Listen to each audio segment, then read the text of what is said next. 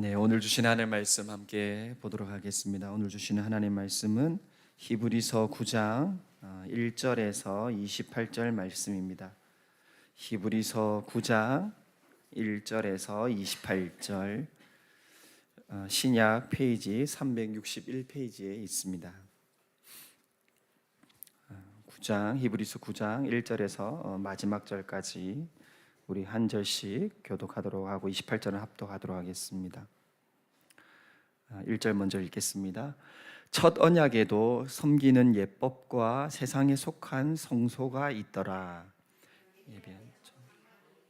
그 안에 등잔대와 상과 진설병이 있으니 이는 성소라 일컫고 또 둘째 휘장 뒤에 있는 장막을 지성소라 일컫나니 금향로와 사면을 금으로 싼 언약궤가 있고 그 안에 만나를 담은 금 항아리와 아론의 쌍난 지팡이와 언약의 돌판들이 있고 그 위에 속죄소를 덮는 영광의 그룹들이 있으니 그것들에 관하여는 이제 낱낱이 말할 수 없노라.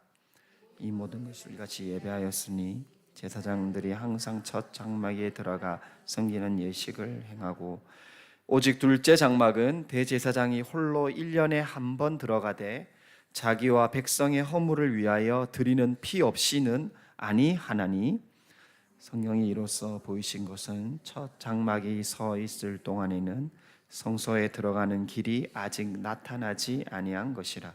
이 장막은 현재까지의 비유니 이에 따라 드리는 예물과 제사는 섬기는 자를 그 양심상 온전하게 할 수 없나니 이런 것은 먹고 마시는 것과 여러 가지 씻는 것과 함께 육체의 예법일 뿐이며 개혁할 때까지 맡겨둔 것이니라.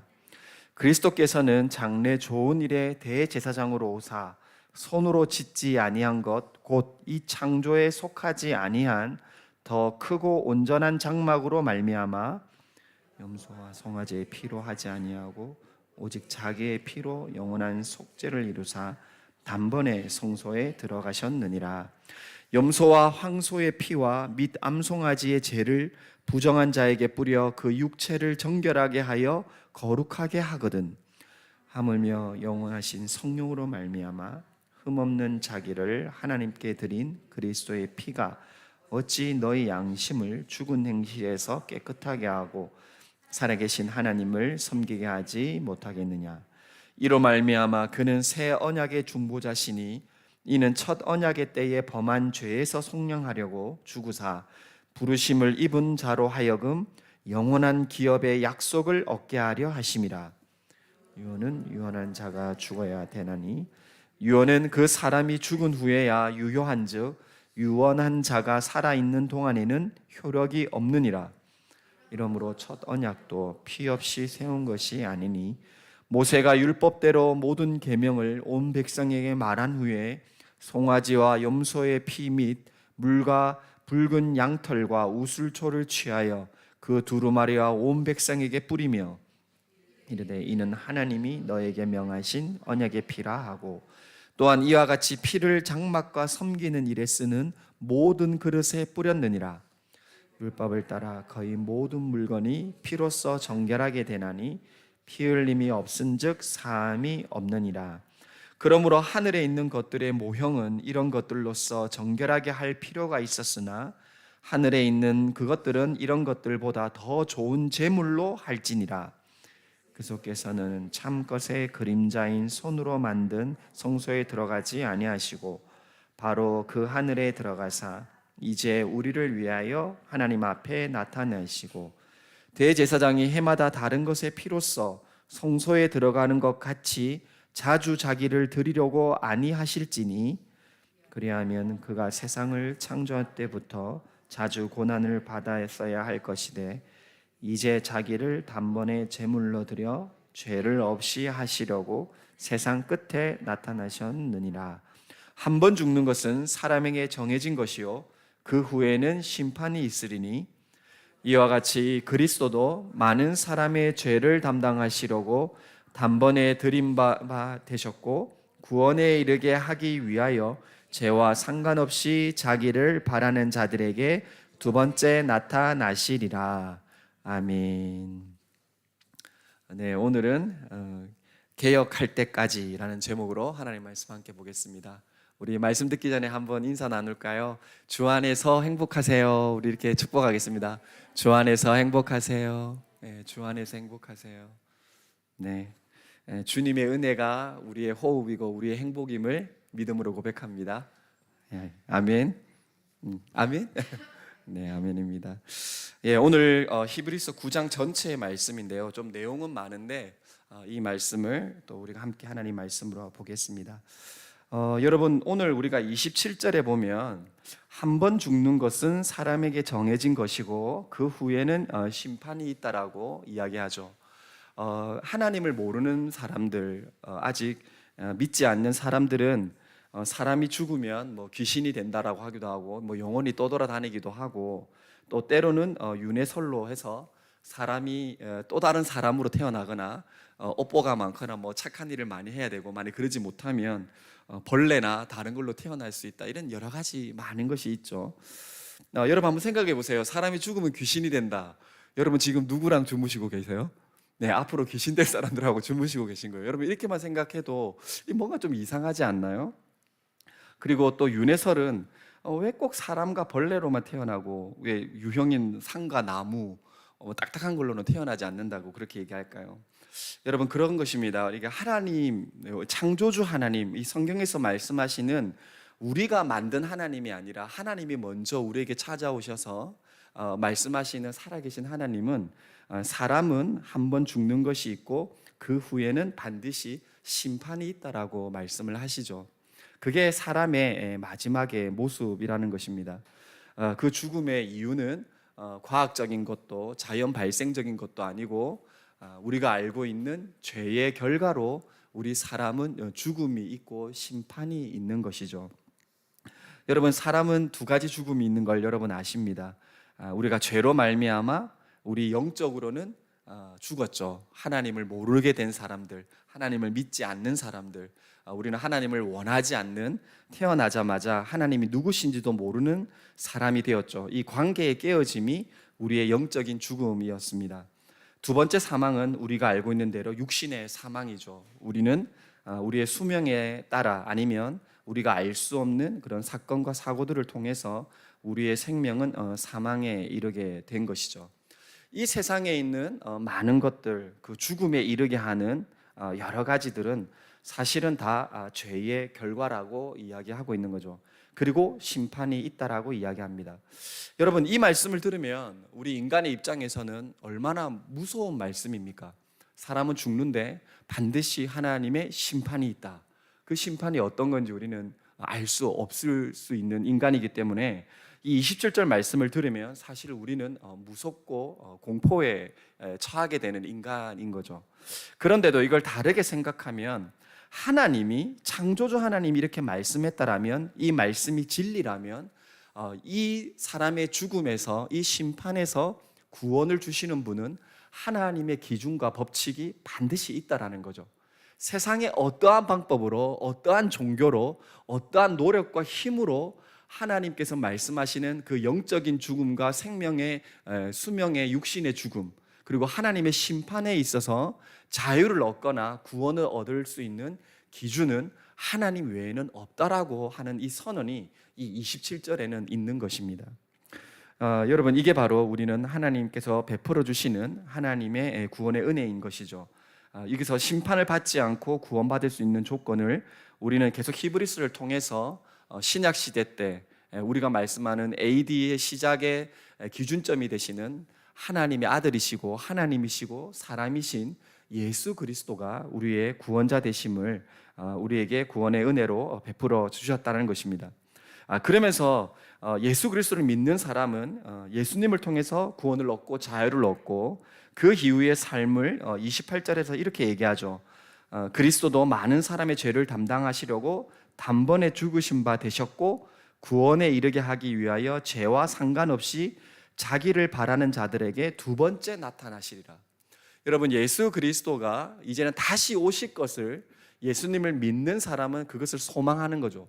왜냐하면 예수님이 다시 오실 때 우리의 영혼의 죽음뿐만 아니라 우리의 육신의 죽음이라는 우리의 육신이 어떻게 되기 때문에 부활하기 때문에 하나님께서 창조하신 그 한 영혼의 육신과 영혼의 완전한 구원을 예수 그리스도의 재림 때 우리는 다 회복하는 것이기 때문에 예수 그리스도를 믿는 사람에게는 재림의 소망으로 살아가게 된다라는 거죠. 그런데 여기서 뭐라고 표현합니까? 많은 사람의 죄를 담당했다. 예수 믿어야 될, 하나님의 구원받아야 될 성도들이, 하나님의 사람들이 많이 있다라는 거죠. 우리 온사랑교회 사람들뿐만 아니라 전 세계에 있는 유일한 한 교회, 예수 그리스도를 믿고 따르는 그 유일한 교회, 그 공동체의 머리 되시는 주님을 믿는 많은 사람들이 있고, 그리고 그걸로 예수 그리스도 다시 오심을 바라본다라고 하는 것입니다. 여러분, 이 말씀 때문에, 참 진리이기 때문에 여러분 아시겠지만 가장 많은 이단들이 이 기독교에 있죠. 다들 뭐라고 합니까? 내가 재림 예수다. 내가 예수다. 그렇게 얘기합니다. 여러분 한번 생각해 보세요. 하나님이 창조했고 하나님이 주인이신데 인간은 피조물이기 때문에 죄로 깨어지니까 사람들은 어떻게 생각하기 시작했냐면, 여러분이 알고 있는 한 나라의 건국의 설화나 전설, 그리고 우리가 알고 있는 그리스 신화, 그러면 신들의 모습으로 사람으로 있고 또 사람의 성격을 가지고 있는데 이건 신이라고 얘기하고, 이건 다 사실 그 하나님의 파편이 어떻게 보면 우리 안에 그런 이야기로 만들어진 것이 아닌가 생각하게 됩니다. 그리고 또한 사람들은요, 이단들이 나오죠.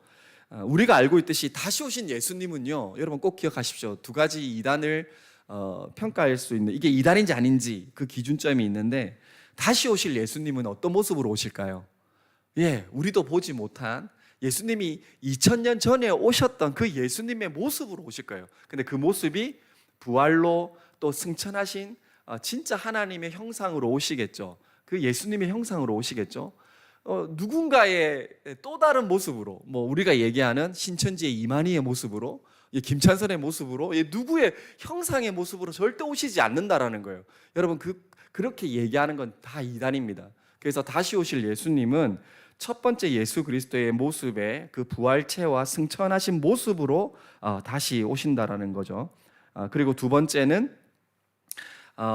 여러분 잘 분별해야 되는데, 눈에 보이는 형상으로 온다라고 얘기한 것도 이단이지만 예수 그리스도의 구원과 예수 그리스도의 생명과 은혜보다 우리가 교회라고 한 공동체의 한 목사의 영향력이나 말, 한 목사의 행동과 지배력이 그 교회의 주인이 된다 그러면 그 목사는 이단일 가망성이 굉장히 높습니다. 여러분 정치적으로, 경제적으로, 문화적으로 정말 잘 분별해야 돼요. 그 목사님들도 자기도 모르게 사단의 역할을 할 수 있다라는 거죠. 물론 거기에 저도 포함됩니다. 그래서 여러분 정말 우리가 함께 기도해야 되는 것은, 목사라고 이야기하는 사람이 진리가 예수 그리스도이기 때문에 진리의 예수님을 얘기하지 않는 그 순간 바로 자기도 모르게 이단의 도구가 될 수 있다라는 거죠. 예수님을 높이고 구원의 은혜가 전 세계, 전 민족에게 전파돼야 되는데 어떤 정치적 이즘이나 무슨 다른 자기의 영향력이 발휘된다. 그러면 그거는 정말 하나님이 기뻐하신 예수 그리스도의 형상의 모습이 자기라고 얘기하는 그 이단의 모습과 똑같을 수 있다라는 거죠. 여러분 마지막 시대 때 잘 분별해야 됩니다. 그러면서 우리가 또 한 가지 아는 것은, 여러분 27절 위에 보시면 세상 끝에 누가 오셨다고요? 예수님이 오셨다는 거예요. 여러분 예수님이 오실 때부터 세상 끝입니다.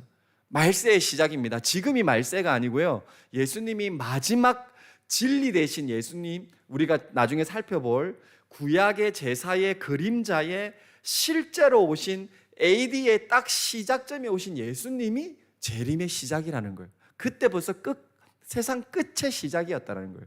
그래서 이단들, 그리고 또 많은 교주들은 말세가 자기가 말세에 왔다라고 이게 잘못 해석하고 이야기하는 것이죠. 자, 그러면서 여러분 이 히브리서의 목적에 따라 하나님을 믿는 백성에게 하나님께서 베푸신 삼위일체 하나님 되신 우리 성자 예수님이 이 땅에 오셔서 우리에게 어떤 은혜를 베풀어 주셨냐, 우리가 다시 한번 그걸 상기하면 좋겠습니다. 오늘 말씀 11절 네, 우리 다시 한번 읽어볼까요? 11절 시작. 그리스도께서는 장래 좋은 일에 대제사장으로 오사 손으로 짓지 아니한 것 곧 이 창조에 속하지 아니한 더 크고 온전한 장막으로 말미암아. 아멘.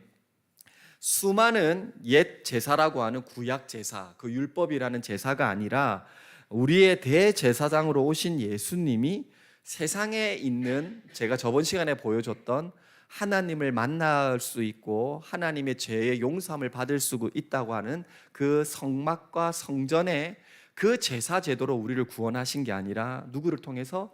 예수님을 통해서 우리에게 생명의 구원을 주셨다는 거예요. 그분은 몇 분? 오직 한 분, 딱 한 분, 예수 그리스도.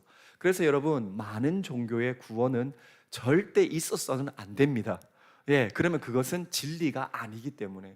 그래서 예수 그리스도는 대제사장으로 이 땅에 오셨는데 오직 그리스도께서 오셨다라는 거죠. 그러면서 여러분, 우리가 이 말씀을 통해서 12절 한번 더 읽어볼까요? 12절 시작.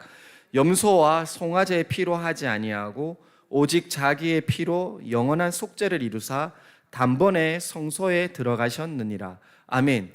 그래서 히브리서 저자가 하나님이 주신 영감으로 이 말씀을 하나님이 말씀하실 때, 구약에서 우리가 앞절에 봤던 성소가 있고 지성소가 있고 그 성막이 있고 그게 나중에 솔로몬 시대에는 성전이 되어서 거기 안에서 하나님을 만날 수 있는 제사를 드려가지고 주님을 만날 수 있다라고 하는 이 법, 이 기준, 이것도 하나님의 은혜임에도 불구하고 이스라엘 백성은 어떻게 했죠?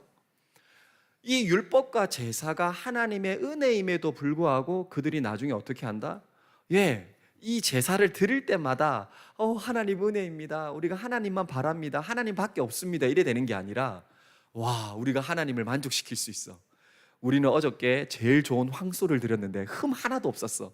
그 털이 세 가닥이 다른 색깔이면 흠이 있는 거라고 얘기했죠. 우리는 완벽한 황소를 드렸기 때문에 우리의 죄는 다 용서받았어. 이게 어떻게 됐다고요? 은혜로 주신 구약 율법의 제사법이 그들의 의로 뒤바뀌어 버려진 거죠. 그냥 바꿔치기 된 거죠. 이게 사람의 죄악의 본성입니다. 주님이, 우리 하나님이 구약 시대 때 줬던 은혜의 율법조차도 그 율법을 잘 따르지도 못했지만 잘 따르게 되면 이게 하나님의 은혜다 높이는 게 아니라 이게 우리의 것이 된다, 우리의 의다. 그래서 저번 시간에 말씀드렸듯이 예수님이 오셨을 때 성경에 있는 대로 예수님을 십자가에 못 박혀 죽이게 되죠. 왜냐하면 예수님은 하나님이시라면 사람으로도 올 수 없을 뿐만 아니라 십자가의 저주라고 하는, 죽음이라고 하는, 하나님이 죽을 수 있냐? 왜냐하면요, 여러분, 유대인들은요, 우리가 알고 있듯이 여러분, 십자가는 헬라 문화적으로 뭘 뜻합니까? 고난과 고통, 저주를 상징하잖아요. 그런데 유대인식 사고에서는요, 십자가라는 것 자체는요, 완전한 수치심을 얘기하는 거예요. 수치심. 그러니까 하나님 앞에 얼마나 더러우면, 얼마나 수치스러우면 그 죄가 십자가에 죽냐. 그래서 십자가를 생각하면요, 엄청난 부끄러움과 수치심을 이야기해요. 그러면 여러분, 예수님이 하나님이다, 내가 하나님의 독생자다, 난 메시아다, 그러면 십자가에서 죽는다 그러면 저 사람은 하나님이 될 수 없어. 그들이 바로 유대인의 사고방식인 거예요. 하나님은 죽으시면 안 된다라는 거죠. 그런데 예수님은 우리를 대신해서 우리 모두의 죄를, 왜냐하면 죄의 삭은 사망이기 때문에 예수님은 하나님이시면서도 십자가에서 죽는 하나님의 계획을 이루어 가시는 거죠. 여기서 한 가지 알 수 있는 것은, 여러분, 성막 제도도 그렇고 성전도 그렇고 예수님이 죽으신 것도 그렇고, 여러분, 우리가 만들어 놓은 기준이 아니에요. 하나님의 기준이시죠. 하나님의 율법의 말씀에 반드시 성취해야 되는 기준이 있죠. 여기서 우리가 알 수 있습니다. 우리가 구원이라는 것, 우리가 삶의 목적과 내 인생의 시작이라는 것, 그리고 또 우리가 예배를 드린다는 것, 사실은 우리가 계획하고 우리가 만들어가는 것 같지만 사실은 우리가 했을 때 그거는 하나님이 받으실 수가 없죠.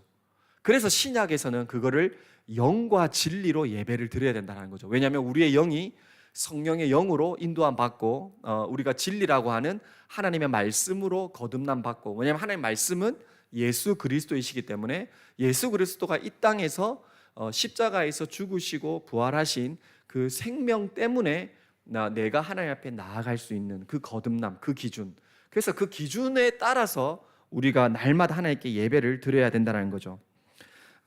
그 말씀으로 우리를 살펴보면, 우리가 아까도 찬양했지만, 우리가 또 기도하고 또 말씀을 듣지만, 우리의 찬양과 기도와 감사와 고백과 모든 것은요, 날마다 주님의 기준에 맞는지 우리는 잘 살펴봐야 됩니다. 그래서 그것을 표현할 때 10절에서는요 개혁할 때까지 이렇게 얘기하거든요. 그래서 여러분, 우리 물론 홍콩 온사랑교회가 어떤 교단에 소속되어 있지 않지만 우리는 장로교 교단의 성격이 있죠. 그래서 우리 장로교 교회 성격에 있는 교단을 우리는 보수 교단의 개혁주의 교회라고 합니다. 그 개혁이라는 단어가 바로 이 10절에 나오는 개혁할 때까지. 그럼 이 개혁은 뭐라고요? 그 10절에 보면 먹고 마시고 여러 가지 씻는 제사, 옛날 율법 제도가 아니라 개혁. 여러분, 개혁이라는 말은요 새로운 질서, 계획이라는 뜻이에요. 하나님의 새로운 질서와 계획이 어떻게 예수 그리스도로 말미암아 성취됐다라는 거예요. 그래서 그 개혁이 누구의 개혁이 되었다? 죄밖에 없는 내 마음에, 내 육신에, 내 심령에 개혁이 되었을 때 어떻게 된다? 하나님이 받고 영화롭게 하는 새로운 인생이 시작된다라는 거죠. 그 전에는 죄의 노예이고 사단의 노예이고 죄밖에 없었던 내가 이제는 개혁을 이루신 예수 그리스도, 그분으로 내 삶이 개혁된다. 그래서 개혁할 때까지 우리는 계속해서 그림자만 쫓게 됐다라는 거죠.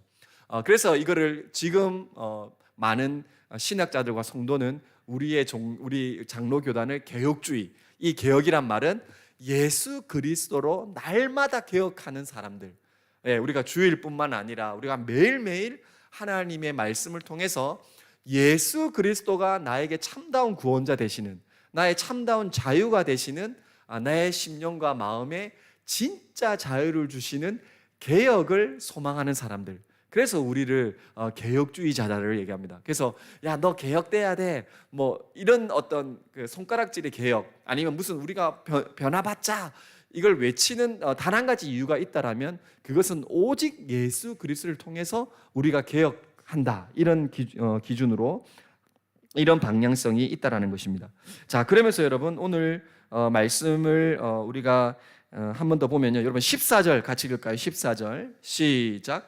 하물며 영원하신 성령으로 말미암아 흠없는 자기를 하나님께 드린 그리스도의 피가 어찌 너희 양심을 죽은 행실에서 깨끗하게 하고 살아계신 하나님을 섬기게 하지 못하겠느냐. 아멘.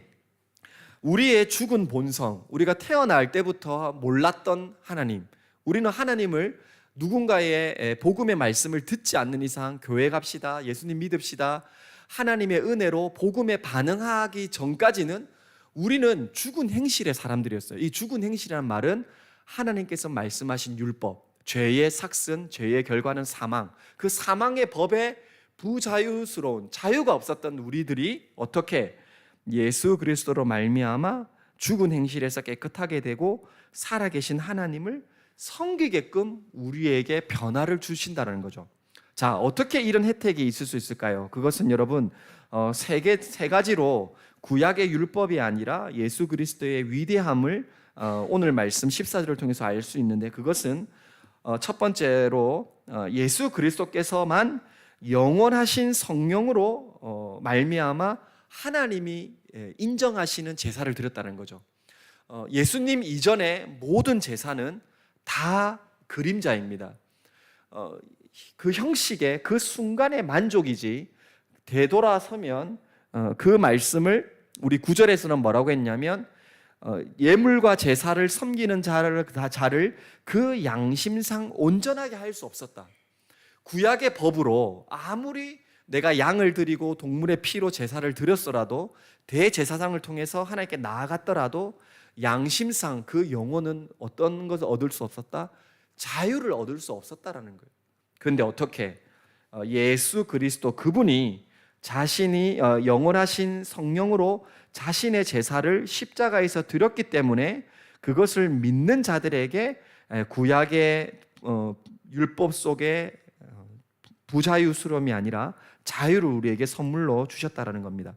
근데 여러분, 여기서 영원하신 성령으로 말미암아 이렇게 얘기했는데, 사실 이 성령이란 단어가 물론 너무 좋은 단어인데 사실 헬라의 원어적인 말은요, 그냥 영이에요. 영.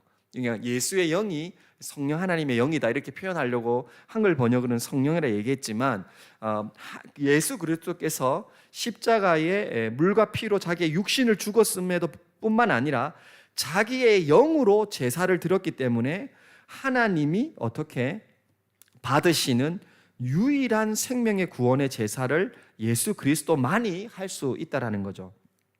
그 영의 제사 때문에 우리 영혼이 영적인 자유 누릴 수 있다라는 것입니다. 그러면서 여러분, 두 번째로 어떻게 우리에게 혜택이 있었냐면, 여러분 13절 다시 한번 읽을까요? 13절 시작. 염소와 항소의 피와 및 암송아지의 죄를 부정한 자에게 뿌려 그 육체를 정결하게 하여 거룩하게 하거든. 아멘. 여러분, 염소와 항소의 피, 그 정결 예식으로 사람이 거룩하게 된다. 그래도 하나님이 기뻐 받을 수 있는 용서해 줄게, 그게 하나님의 법이었잖아요. 그렇게 짐승의 피도 사람을 일시적으로 한순간에 그래도 거룩하게 했는데, 어떻게 자기 자신의 제물로 드리신 예수님의 그 제사, 그 십자가가 우리에게 죽은 행실에서 깨끗하게 하고 살아계신 하나님을 섬기게 하지 못하겠느냐, 그렇게 이야기하는 거죠. 예수 그리스도의 피의 가치성이 뭐다고요? 무한한 가치성, 영원한 가치성.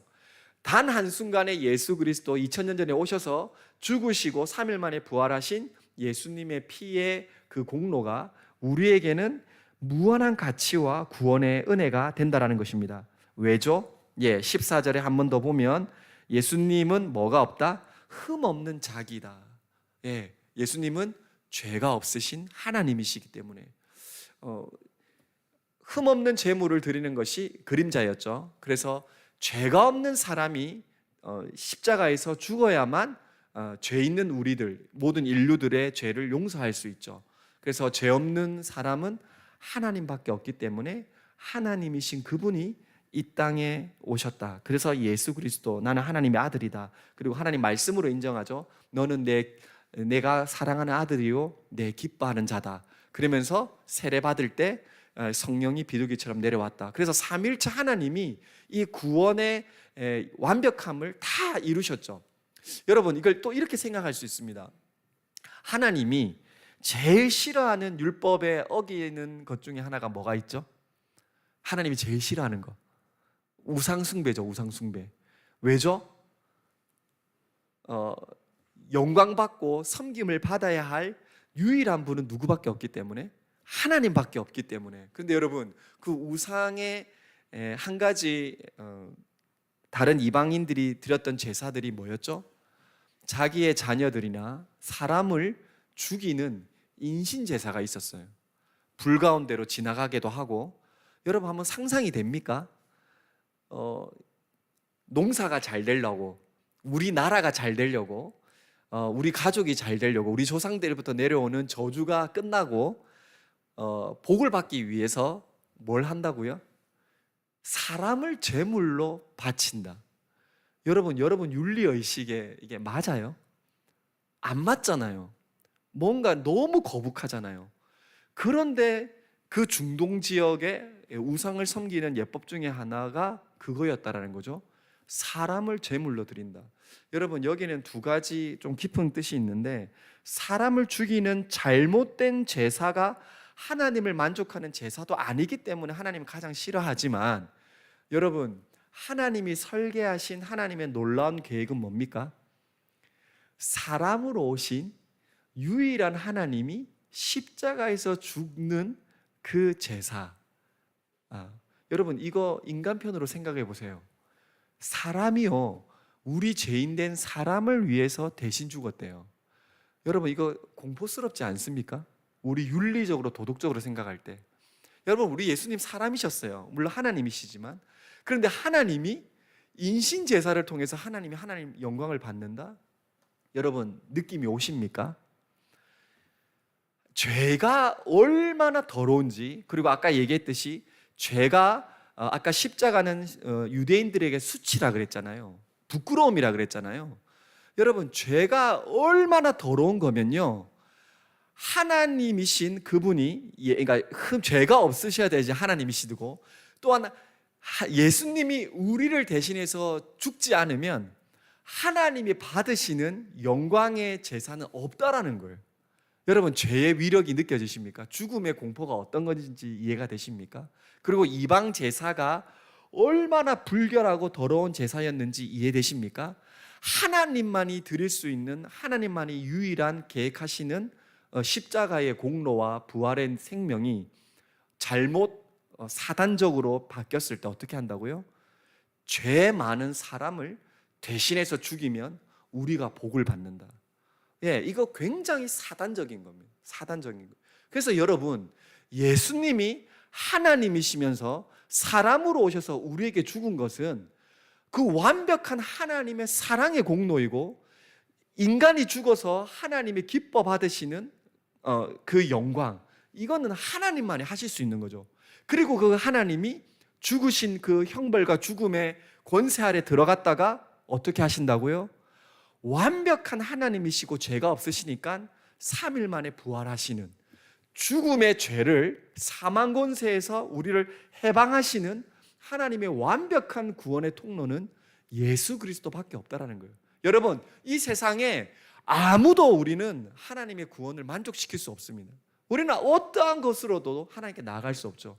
오직 예수 그리스도, 저도 보지 못했지만 말씀으로 믿고 우리의 성령으로 믿게 하시고 우리가 고백하게 하시는 성령으로, 영으로 십자가에서 자발적으로 죽으신 오직 예수 그리스도, 그분만이, 그분의 피만이, 그분의 부활만이 우리 인간에게 뭘 준다? 생명을 준다는 거예요. 예, 구원을 주신다는 거예요.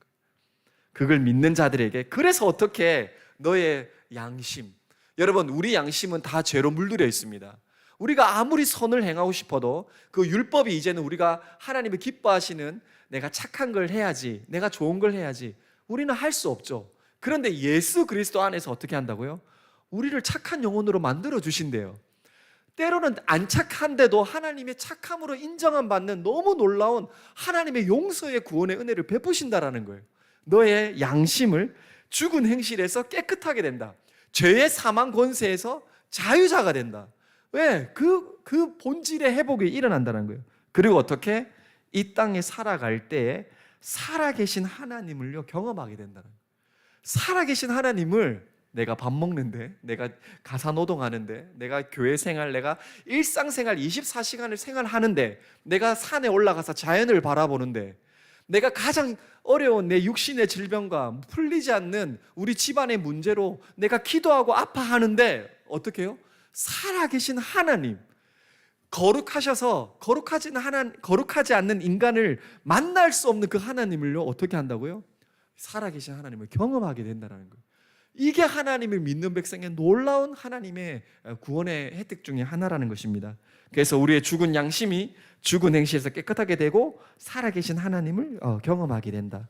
되게 놀라운 하나님의 은혜라는 것이죠. 여러분, 이 말씀을 생각하면서 이 은혜가 얼마나 큰지 그걸 비교하려고요. 여러분, 우리가 앞에 읽었던 2절에서 4절, 우리 한 번 더 읽어볼까요? 2절에서 5절 말씀인데 구약의 제사제도입니다. 같이 읽겠습니다. 시작. 예비야 첫 장막이 있고 그 안에 등잔대와 상과 진설병이 있으니 이는 성소라 일컫고, 또 둘째 휘장 뒤에 있는 장막을 지성소라 일컫나니 금 향로와 사면을 금으로 싼 언약궤가 있고 그 안에 만나를 담은 금 항아리와 아론의 쌍난 지팡이와 언약의 돌판들이 있고 그 위에 속죄소를 덮는 영광의 그룹들이 있으니 그것들에 관하여는 이제 낱낱이 말할 수 없노라. 아멘. 여러분, 우리 5절부터 살펴볼까요? 여러분, 이 지성소, 성소가 있고 지성소가 있는데 그 회막이 막혀 있는데 대제사장도 여기 안에는 하나님의 임재가 있기 때문에, 너무 거룩하기 때문에 대제사장도 1년에 딱 한 번 들어갈 수 있죠. 그것도 자기를 위한 제사를 지내야 되고 자기도 죄인이니까. 그런데 여러분, 그 속죄소에 그 관이 있어요. 그 위에 그룹들이라고 하는 천사의 날개 모습이 있어요. 근데 하나님의 임재가 어디에 있다? 이 그룹들 위에 자신의 동물의 자신을 위해서 잡은 것도 백성을 위해서 잡은 피를 그 위에 뿌리죠. 하나님의 임재가 그 날개 성소에만 있었어요. 하나님의 임재가 있다. 딱 거기만 하나님의 성소인데, 여러분, 예수 그리스도 믿고 난 뒤에 우리에게는 뭐다? 우리가 예배하는 곳마다 하나님의 임재라는 거예요. 성령의 역사가 있는다는 거예요. 우리의 장소에 상관없이 나의 집이나 내 학교나 내 직장이나 내가 그리스도 믿는 사람으로 하나님의 성령의 사람으로 변화받으면 하나님의 임재는 어떻게? 두세 사람이 내 이름으로 모인 곳에 내가 너희와 함께 하겠다. 이 하나님의 임재의 개념이 완전 바뀌어진 거죠. 장소의 개념이 이제는 우리의 개념으로 우리가 주님의 임재, 처소가 되었다는 거죠. 그러면서 여러분, 거기에 세 가지가 있다 그랬죠. 첫 번째가 뭡니까? 만나. 두 번째가 아론의 쌍난 지팡이. 세 번째가 두 돌판입니다. 여러분, 이 구약의 법으로 그 세 가지가 항상 상징적으로 있었어요. 근데 이건 그림자였죠. 만나는 뭡니까? 여러분, 사람들이 왜 만나를 먹게 됐죠? 불평했죠. 하나님, 왜 우리는 이 광야 생활을 합니까? 이스라엘 백성이. 그때 하나님이 만나를 주시면서 그랬죠. 사람이 떡으로만 사는 것이 아니라 하나님의 말씀으로 산다. 그래서 여러분, 만나의 항아리가 그 법궤 안에 있었던 이유는 그 만나를 주신 분 하나님이야, 이것도 생각하지만 사람이 이 만나, 이 육신의 음식으로 사는 게 아니라 하나님의 말씀으로 사는 걸 끊임없이 기억하려고 만나를 기억하게 하셨죠. 우리의 만나 되시는 분은 누굽니까? 생명의 살아있는 떡. 지금도 우리에게 말씀하시는 성경 말씀을 통해서 우리가 말씀을 기억하고 먹고 우리가 이 말씀을 통해서 살 수 있게 하시는, 말씀이 육신이 되어 우리와 함께 거한다. 요한복음 1장의 말씀, 바로 예수 그리스도를 상징하는 것이 바로 이 만나라고 하는 것이죠. 여러분, 그래서 이번 주에 제가 제자 훈련 받으면서 외운 말씀이 있는데, 여러분, 여호수아 1장 8절에 이 말씀이 있습니다. 여호수아한테 뭐라고 했냐면 오직 이 율법을 너는 내 마음판에, 너는 이 율법을 내 입술에서 내 마음에서 떠나가지 말게 하고 주야로 그것을 묵상하여 그 말씀에 있는 대로 다 지켜 행하라. 그리하면 내 길이 형통하여질 것이요, 내 길이 평탄하여질 것이요, 네가 형통하리라. 여러분, 그런 것입니다. 요즘에 우리 세대에 요즘에 뭐가 우리의 가장 큰 안식처가 됩니까? 휴대폰이죠.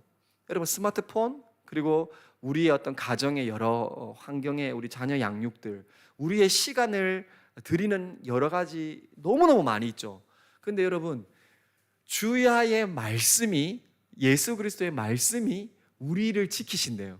우리가 그 말씀으로 주야로 밤낮으로 매 순간에 그 말씀을 기억하고 살면 우리가 하나님의 백성답게 우리의 길이 형통하게 되고 평탄하게 된다는 거예요. 그게 바로 예수 그리스도시라는 겁니다. 그분을 통한 말씀, 그 구원의 은혜가 있다는 거죠. 여러분, 두 번째, 아론의 쌍난 지팡이입니다. 여러분, 이 지팡이도 주신 이유가 불평과 불만이었어요. 왜 하나님은 너 아론 대제사장, 너 아론만 말씀하시냐, 우리에게도 말씀하지 않느냐. 그래서 유대인 지파들이 다 들고 쿠데타 일으켰거든요. 근데 하나님이 모든 12지파 지팡이 하나씩 가져와라. 그래서 누가 진짜 내가 선택한 대제사장 역할을 하는 지파가 누군지 내가 보여줄게. 그래서 아론의 지팡이에서만 싹이 났고 열매가 살구 열매를 맺게 했잖아요. 이건 무엇을 뜻하는 겁니까? 여러분, 하나님이 인정하시는 대제사장, 유일한 중보자, 누가 인정한다고요? 하나님이 인정하고 하나님이 선택하는 기준은 하나님께 있다는 거예요. 그 쌍난 지팡이. 여러분, 하나님이 인정하신 구원의 중보자, 유일한 구원은 누구밖에 없다? 예수 그리스도밖에 없다는 거예요. 우리 인간이 예수님 믿어서 예수님 구원받습니다 만든 게 아니라는 거예요. 하나님이 하나님을 만나는 유일한 아론의 쌍난 지팡이와 같은 유일한 대제사장은 예수님밖에 없다. 그게 바로 아론의 쌍난 지팡이라는 거죠. 여러분, 세 번째가 뭡니까? 두 돌판이죠. 언약의 돌판입니다. 이 돌판으로 여러분, 우리는 뭘 알 수 있죠? 이 율법을 지키는 자만이 하나님 앞에 의롭다함, 죄 없는 진짜 내 자녀다, 내 백성이다 인정함 받을 수 있다는 기준의 두 돌판이죠. 여러분 그 두 돌판을 다 지킬 수 있는 사람은 이 세상에 존재한다, 존재하지 않는다? 존재하지 않죠. 그런데 이 두 돌판을 100% 성취하신 그 말씀을 이루신 분은 누구밖에 없다? 죄 없는 하나님의 아들이신 하나님이신 예수 그리스도, 그분밖에 없다. 그분이 실제 오신다. 그 그림자로 두 돌판을 주셨다라는 겁니다. 여러분, 이 크리스소스톰이라는 옛 우리 초대교회 신학자예요. 이분이 이 세 가지 만나, 아론의 쌍난 지팡이, 두 돌판을 이야기하면서 뭐라고 표현했냐면, 이스라엘이 반역을 통해서 하나님께 범죄함에도 불구하고 만나와 아론의 쌍난 지팡이와 두 돌판은 하나님의 용서와 은혜의 하나님의 의의 선물이었다는 거예요. 여러분, 구약의 제사가 하나님의 얼마나 놀라운 은혜였는지 느껴지십니까? 두 돌판 받을 때 뭐 했죠? 황소 만들고 있었잖아요. 그 가장 음란한, 눈에 보이는, 보이지 않는 영이신 하나님을, 그 범죄, 아론한테는 또 쿠데타, 그리고 만나 달라 할 때는 얼마나 원망과 불평이었습니까? 여러분, 그런 것입니다. 우리 인간은 하나님 없이는 우리가 원만 불평에 만나도, 시기와 질투의 아론의 지팡이도, 우리가 우상이라고 하는 최고의 반역, 우리는 우리 자신이 하나님을 믿지 않을 때, 하나님을 모를 때 우리는 우리라고 하는, 나 자신이라고 하는 최고의 우상을 가지고 있죠. 그 모습에도 불구하고 하나님은 유일한 말씀이신 만나, 아론의 지팡이로 대제사장을 역할을 하신, 죄 없으셔서 율법을 다 이루신 예수 그리스도를 통해서 우리에게 가장 완벽한 은혜와 용서, 하나님의 자녀가 되는 권세를 우리에게 베풀어 주셨다는 겁니다. 그게 하나님의 놀라운 은혜라는 것이죠. 근데 여러분, 하나 좀 놀라운 사실이 있는데, 솔로몬 성전 때는요, 이 궤 안에 뭐밖에 안 남았을까요? 두 돌판밖에 없었어요. 만나도 없고, 그리고 아론의 쌍난 지팡이도 없거든요. 목사님, 그거 어디로 갔습니까? 물론 궁금하지 않으시겠지만 여러분, 이걸 생각해 보면 주석사에는 이렇게 여러 가지 표현해 놨더라고요. 나중에 전쟁하러 갈 때 이 법궤를 가지고 가잖아요. 이 언약궤를 가지고 갈 때 이스라엘이 가지고 나갔지만 이방인 블레셋 여러 민족에게 뺏기잖아요. 그때 뭐 아론의 쌍난 지팡이나 만나가 뭐 유실될 수 있다, 이런 추측도 있고, 사실 만나라고 하는 것은 하나님 주신 양식인데 원래 한 1000년 이상 그 만나 항아리에 있었던 것은 썩지 않았을 가능성이 높다라고 이야기합니다. 그런데 하나님이 만나가 언제 끊어지신지 아시죠? 가나안 땅의 소출을 먹을 때 만나를 끊으셨죠. 그러면서 여러분, 묵상을 해보면 이런 생각이 들었어요. 하나님이 두 돌판을 빼고 만나와 아론의 쌍난 지팡이, 그거를 다 없애신 이유, 여러분 혹시 느낌이 오십니까? 만나도 그렇고 아론의 쌍난 지팡이도 그렇고 다 뭐죠? 하나님의 영적인 체험의 신앙입니다. 하나님께서 주시는 선물의 신앙이죠. 만나도 아론의 쌍난 지팡이도 체험적으로 하나님의 기적적인, 하나님의 신비로운 기적의 배품이죠. 그런데 그거를 하나님이 다 없애셨어요. 뭐만 남겨놓으셨다? 두 돌판만 남겨놨다는 거예요. 왜? 하나님의 말씀은 영원하고 하나님의 말씀은 없어지지 않기 때문에 그 말씀의 성취이신 예수 그리스도, 그리고 우리가 예수님 믿고 난 뒤에 내 삶의 목적이 이제 뭘로 바뀌죠? 그 율법으로, 이제는 그 율법을 막 지키고 구원받으려고 지키는 것이 아니라 하나님의 기뻐 받으시는 그 영광의 열매로 하나님께 드리기 위해서 우리가 지켜나가게끔, 그래서 영원한 말씀만 이 솔로몬 성전 때는 남겨두시고 기적적인 그 두 도구는 다 없애신 거죠. 그러면 우리는 알 수 있습니다. 우리가 주님 만날 때까지 우리가 뭐가 중요하다고요? 하나님 말씀이라는 거예요. 누구의 체험, 누구의 뭐 사람됨, 아니면 우리가 알고 있는 이때까지 어떤 과거의 경험들, 너무 귀한 하나님의 선물이죠. 그러나 우리에게 정말 남아야 되는 것은 말씀과 예수 그리스도, 그거밖에 없다라는 겁니다. 그걸 우리에게 가르쳐 주시는 건 아닌가 묵상하게 되었습니다. 여러분, 그러면서 오늘 우리가 방금 3절에서 5절 읽었는데, 여러분 4절 읽으면서 좀 이상한 거 느껴지 않으셨습니까? 이것도 궁금하지 않으실 수 있는데, 여러분 금향로는 어디에 있어요? 향로, 향을 피우는 것, 성소에 있어요? 지성소에 있어요? 성소에 있어요. 지성소가 아닙니다. 그런데 지금 4절에서 뭐라고 하냐면 금항요와 사면에 금을 싼 언약궤와 그 만나와 금항아리 아론의 쌍난 지팡이가 지성소에 있었다라고 이야기하죠. 목사님, 이 성경의 오류 아닙니까? 예, 참 놀라운 게요. 그 향을요 어디서 피우냐 하면 그 지성소 앞에서 향을 피우죠. 근데 그 향은 매일 피워요. 근데 그 연기가 어디로 간다고요? 예, 지성소 안으로 들어가요. 그래서 이 향을 하나님이 이렇게 표현하실 때 장소는 성소에 있는데 지성소에 있는 거와 같이 얘기를 하시는 거죠. 우리 뭐 할 수 있어요? 예, 하나님께 드리는 연기, 향기, 냄새. 신약 요한계시록에는 뭘로 표현하죠? 예, 성도의 기도. 성도의 기도를 하나님이 우리가 1차적으로 성령 하나님을 경험케 하는 하나님의 기도가 얼마나 귀한 것인지 지성소에 있는 연기다 깔아가지고 우리에게 가르쳐 주시는 부분이라고 생각합니다. 여러분, 그러면서 증거궤 앞에 있어야 되는 만난 항아리와 쌍난 지팡이, 예, 이것도 조금 헷갈릴 수 있는데 증거궤 앞에 뒀지만 나중에는 증거궤 안에 뒀거든요. 왜냐하면 증거궤 앞이라는 말의 뜻은요, 증거 앞에라는 뜻이에요. 그래서 그 항아리 안에 넣을 때 그 두 돌판 안에 그 앞에 뒀다 이런 뜻이에요. 그래서 증거궤 앞에 뒀다는 뜻이 아니라 증거궤 안에 있다라는 뜻입니다. 네, 혹시나 궁금해하실 분들 있을까봐 좀 난제적인 내용인데 제가 좀 해석하고 싶어서 또 말씀으로 나누고 싶어서 가져왔습니다.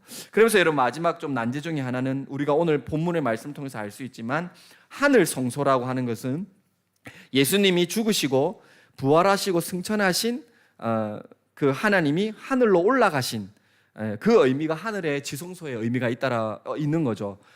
모세를 통해서 하나님이 이 구약의 율법의 성소를 보여주실 때 산에서 보여줬기 때문에 환상으로 있기 때문에 실제가 하늘에 있다라고 1차적으로 생각도 했지만 방금 말씀드린 대로 예수 그리스도의 부활과 승천에 하늘로 올라가신 그것 자체가 하늘의 지성소에 완벽한 제사를 이루셨다. 우리는 그렇게 이해할 수 있죠. 또 한 가지는 여러분, 이게 중요한데요, 하늘의 성소는요 십자가 자체를 의미합니다.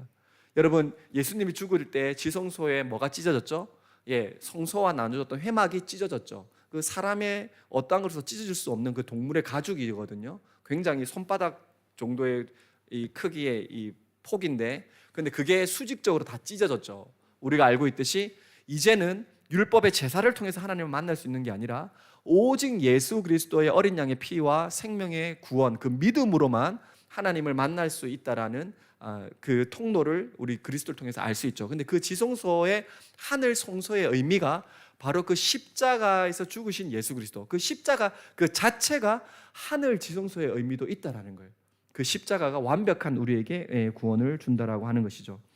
여러분, 히브리서 저자가 왜 이렇게까지 비교했는지 이해가 되시죠? 예수 그리스도의 그 십자가에서 죽으심과 부활은 더럽고 추한 이방인들의 그 우상과 같은 인간 인신제사, 그거 아니야. 그리고 하나님께서 은혜를 베푸신 그 율법의 제사 제도뿐만 아니라 그거를 다 성취하시는 예수 그리스도의 완벽한 부족함이 없는 그리스도의 충분한 구원의 은혜를 이야기하려고 이 정도까지 구약의 제사와 예수 그리스도의 죽음을 비교해 놓으신 겁니다. 여러분, 그리스도의 구원은 우리에게 충분합니다. 그림자의 제사가 아니라 이제 십자가에서 죽으시고 부활하신 그 주님, 그렇다면 우리가 그 주님을 기다리는 그 믿음은 우리에게는 얼마나 큰 의미가 있겠습니까? 여러분, 기억하십시오. 오늘 말씀을 정리하면서 그리스도의 구원은 충분합니다. 나를 살리시고 내 영혼을 이제는 심판의 두려움, 지옥 형벌이나 죽음의 공포가 아니라 부활의 소망과 영원한 생명과 안식의 선물이 그리스도의 구원에 충분히 있다라는 거죠. 그걸 통해서 나는 이 땅에 살아감에도 불구하고 하나님을 만날 수 있고 하나님과 교제할 수 있고 하나님과 참다운 기쁨과 행복으로 이제는 나 자신의 우상이 아닌 하나님의 자녀됨으로 살아갈 수 있는 은혜는 반드시 주어진다라는 것입니다. 내가 살아계신 하나님 앞에 이제는 나뿐만 아니라 잃어버린 어린 양들, 믿지 않는 영혼들을 향해서 하나님의 복음을 이야기할 수 있는 하나님의 자녀가 될 수 있다는 거죠. 완벽한 그리스도를 믿는 믿음, 그 은혜, 그 동행의 능력은 오직 예수 그리스도를 이 땅에 오게 하셨고 예수 그리스도의 십자가의 죽으심에 부활하게 하신 성령의 능력으로 함께 하시는 은혜입니다. 그렇다면 나에게 있는 이 현실, 이 어려움, 또한 내가 누리지 못하는 그 숨어있는 그 모든 행복들, 오직 예수 그리스도의 성령을 통해서 우리에게 발견하게 하지 않겠습니까? 여러분, 오늘 말씀에 따라 우리는 날마다 예수 그리스도의 구원의 은혜에 개혁되어야 합니다. 새로운 질서라고 얘기하시는 내 인생의 방향과 목적이라고 하는 개혁, 날마다 성령을 통해서 내 안에 이루어져야 된다는 거죠. 날마다 개혁되어지고 재림할 때 그 개혁은 완벽하게 이루어지는 것입니다. 그 개혁이 이루실 예수님이 이 땅에 오실 때 우리는 우리의 소망과 기쁨의 은혜로 주님 어서 오십시오, 주님 기다렸습니다, 이런 고백 일어나지 않겠습니까? 여러분, 하나님과 영원한 동행 원하지 않습니까? 오늘 말씀에 따라 예수 그리스도를 믿는 자들에게는 이 구원의 충분함을 통해서 영원한 생명의 기쁨으로 빼앗기지 않는 이 땅의 소망으로 살아가게 될 것입니다. 여러분, 예수 그리스도의 그 죽은 양심에서 회복된 새로운 양심, 새로운 영, 그리고 살아계신 하나님을 섬기게 하는 그 놀라운 동행과 은혜, 날마다